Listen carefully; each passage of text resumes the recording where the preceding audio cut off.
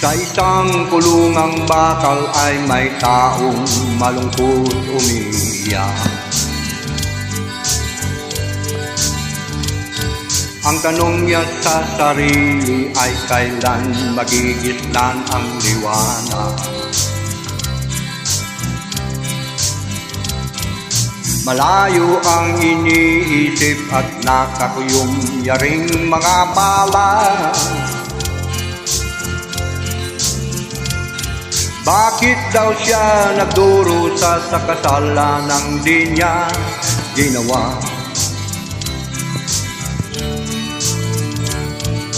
Kahapon lamang ay kapiling niya kanyang asawa at anak. Namumuhay ng tahimik sa isang munting tahanang may tuwa.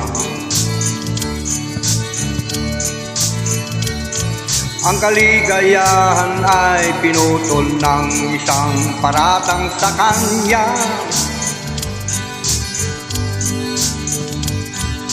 Siya daw ang may sala sa isang krimen na di naman niya ginawa.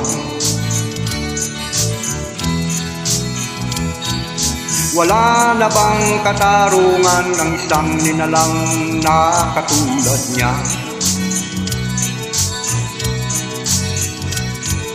Ilan pang tulad niya ang magdurusa ng walang kasalanan? Di ba't ang batas natin pantay-pantay, walang mahirap mayaman?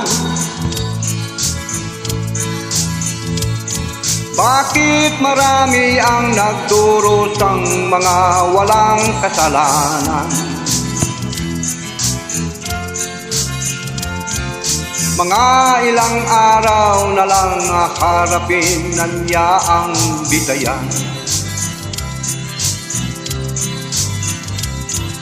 Paano niya isisigaw na siya'y sadyang walang kasalanan?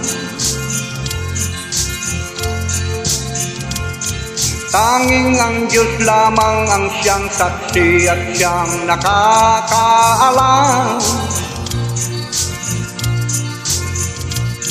Diyos na rin ang siyang bahalang maningil kung sinong may kasalanan.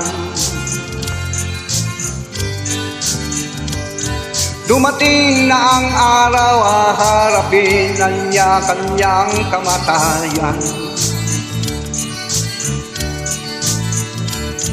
Sa isang upuang bakal na kay dami ng buhay na inutang.